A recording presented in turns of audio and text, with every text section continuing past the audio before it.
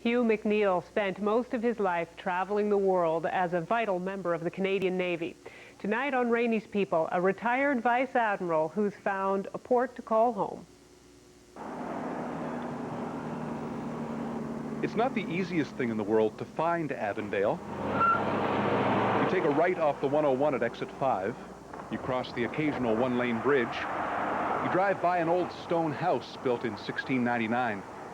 And then, when you finally get there, you see for yourself what all the fuss is about. It's really unspoiled. It's largely farmland and little villages and towns and so on. And of course, the river's always changing in its color.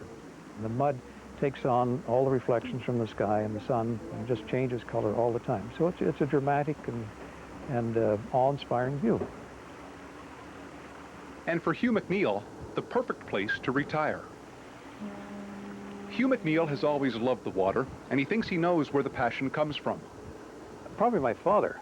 He was in the Navy during the war in the RCMP Marine Division before the war, getting rum runners and things like that. And I never thought of really doing anything else, other than perhaps becoming a lawyer, but when I took a look at that, I decided the Navy was the way to go. So I've had a love affair with it ever since. MacNeil was born in Halifax in 1934 and went on to have a remarkable career in the Navy. His last posting was as Vice Admiral in the National Defense Headquarters in Ottawa. And when he called it quits in 1989, he settled, as you might expect, not far from the water. And he began a very special relationship with the people of Avondale.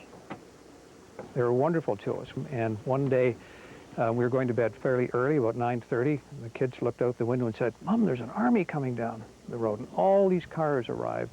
And it was the local people from about 5 miles either side of where our old farm is who would come with water and corn and hot dogs and so on to welcome us. And so we just went on from there. Their generosity firmly established, MacNeil was next impressed by their amazing spirit.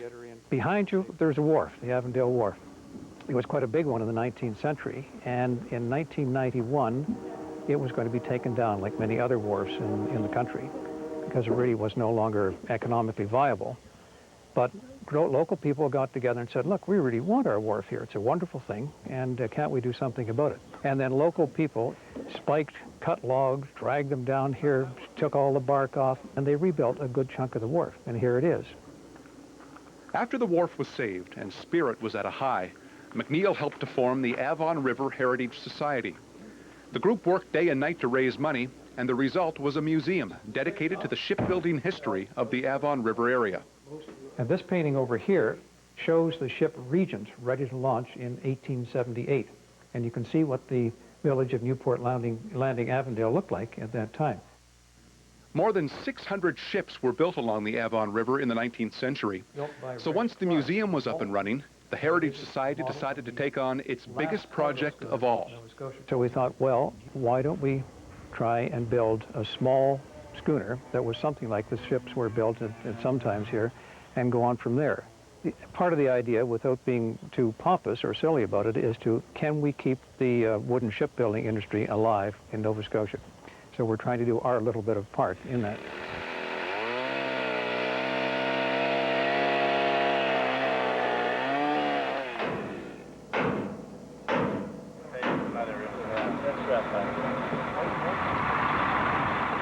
It was a special day for Hugh MacNeil and the people of Avondale when the masts were stepped on the schooner Avon Spirit.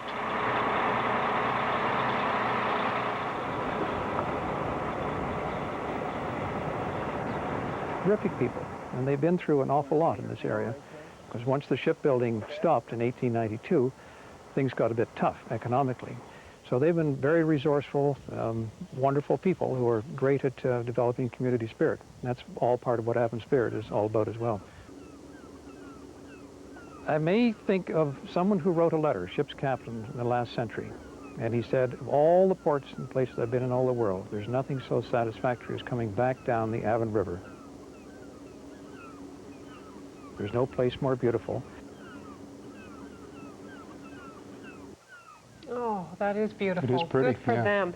So when does the ship set sail? According to the Vice Admiral, ASAP, they want to get it to its winter berth on the LaHave River near Bridgewater, and what a community effort that is. Way to go. Yeah. Looks great. Thanks, Bruce. Thank you, Linda.